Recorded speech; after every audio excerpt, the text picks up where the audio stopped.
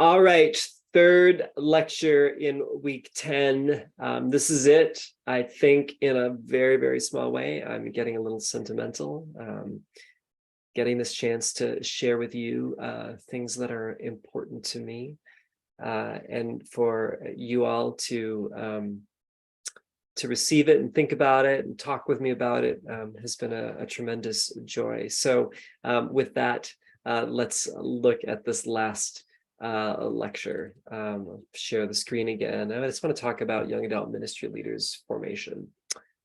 I've said this throughout the quarter, and I'm just going to say it again. The gospel is only good news when it's whispered up close rather than shouted from afar. And I hope that perhaps one of the underlying messages you've received from this class is that as we seek to understand emerging adults, as we seek to recognize that there are multiple beautiful, conflicting, hopeful, challenging stories that emerging adults are telling and living in and being caught up in, that this allows us to have some courage to step into those spaces, those in motion lives with them, rather than to sit on the sidelines. And I really believe you want to do that. And so I do think that as we do that, though, that we need to take a really close look at ourselves, recognize that we're in process as well. And this is really true for young adult ministry leaders, especially who are emerging adults. You've identified as being in that space, and you resonate with that picture. And so what I want to share with you is really speaking in many ways right to young adults. But I also think if you don't identify as a young adult and you're older, I think remember too, like there are things that we together can learn to advocate for young adults, even in the way that we talk with them. So maybe you can think about a young adult that you want to have this conversation with as well. So just a couple of things, who are emerging adults? I just want us to remember that they're in our church and ministry staffs. They're seeking to make meaning of their own lives. Like, I think we assume that simply because they're in like our line of work or in ministry that they've kind of emerged or they've kind of made it or whatever happens. And the number of senior leaders that I talk with that just don't even think about their emerging adult staff being emerging adults. They're thinking about somebody else. They miss the chance to be an advocate and a presence and a guide to them in this ministry journey. We've learned that they often feel like they can't work out their faith journeys in their own ministry contexts. You have emerging adults that are doing the work but aren't paying attention to their own soul. They just don't feel like they can work it out there. It's just not a safe place for them to bring up things that are really, really challenging to them as they're doing their own faithing. And so they feel a tension too between being loyal to their churches, yet faithful to their peers. They live in a world that is, as we've talked about, different than an older generation. They talk with their peers and are feeling the journeys with their peers, sometimes very personally themselves. And so they have that. And at the same time, they're trying to be loyal to churches that have this narrative about how they want to be a church or live as a community and all that comes with that. And so sometimes I think emerging adult leaders are so stuck in the middle of you trying to live in two different worlds, and you're trying to hold this together, but sometimes it just can feel like you're being pulled apart. And my friends, that is exhausting. I just want you to know that there's a lot of us out there that understand that. And if it feels exhausting, it's probably because it is. And you need support and help along the way. Please, raise the hand, call for help if you're feeling that tension. Voice it with trusted people, because that's really, really important. And so I think they need you, meaning leaders, as mentors, not just supervisors. And if you're, I'm going to talk to you as an emerging adult for a second. If you don't feel like your pastor or your supervisor can be a mentor, they can only be a supervisor, that's not the end of the world. But then find a mentor, someone in your church, someone outside your church, maybe a spiritual director. Please find someone to talk to because you just can't be alone. That's just not going to be good. And I think as we think about that, I just found that as I talk with a lot of emerging adult leaders who were in youth ministry, but were emerging adults themselves, so they were leaders in the church, but youth ministry. I did a gathering and asked them about their relationship with their church and working there in their own spiritual journeys. And here's what a lot of them said, and I've summarized some of them. They said, our relationships with our senior leaders are really strained. It hurts that we don't feel like we can have open conversations. We feel anxious and dismissed, confused, lonely, overwhelmed, alone. We feel bad, like there's something wrong with us. We feel like outsiders in our own churches. And I think if you feel that way, I just want you to know that you're not alone.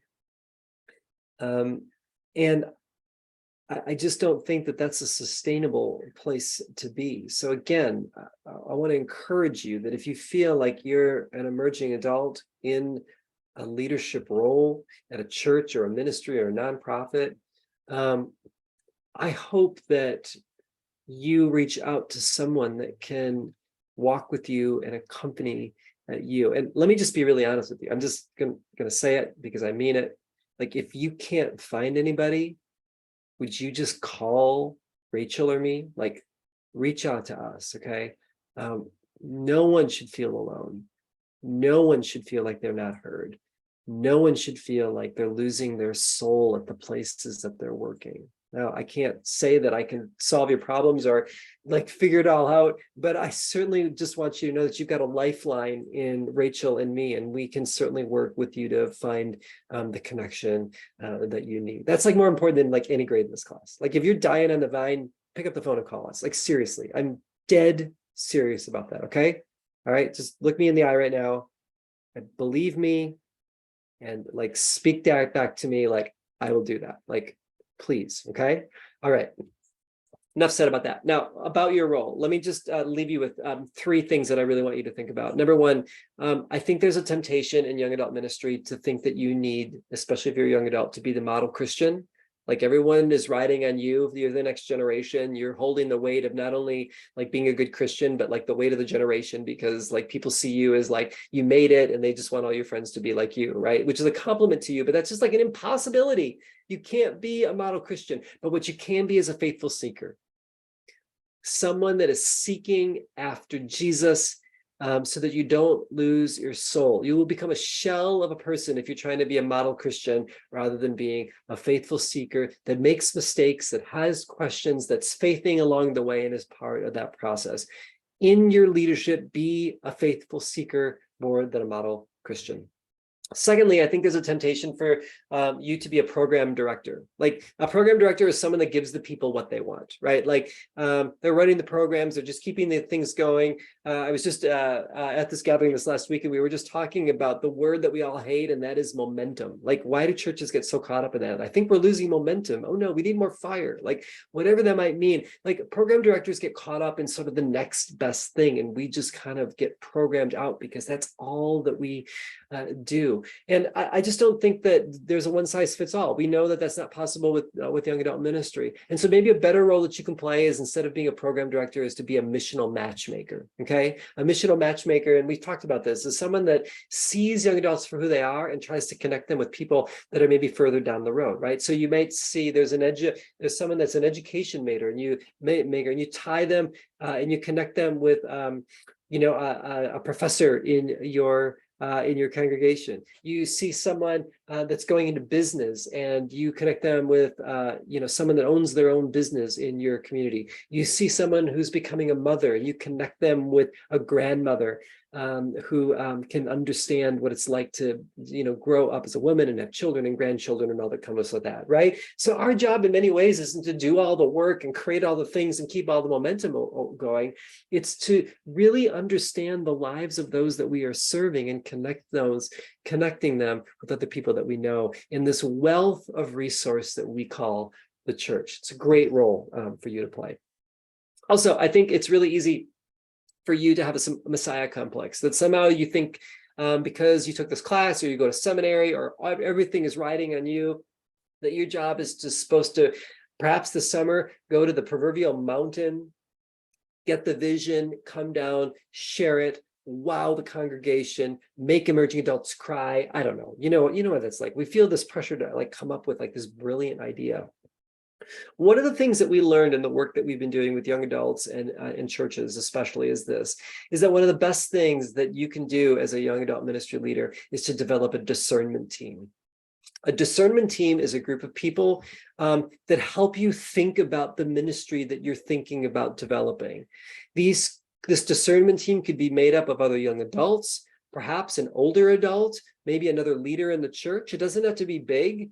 Their job is not to tell you what to do, but to reflect back their opinions and wisdom as you begin to present to them some of the things that you're thinking about doing. That allows you to have a bigger view of what's going on, perhaps in your church context, and it gives you allies that are willing to think with you as you begin to unpack the things that you feel God is leading you to do and implement. So I just wanted to encourage you to think about that. Like maybe one of the things that you can just do is like jot down, like who are 5 people that you would be like, man, I really trust these people, and they can like just reflect back to me some of the things that I'm thinking. They're not going to try to take over, but they're going to think with me and pray for me and cheer me on as I think about ways that I want to implement ideas to advocate for emerging adults. So I think these shifts can be really, really powerful in the work that you're doing, and I think it can really, really help you save your soul again as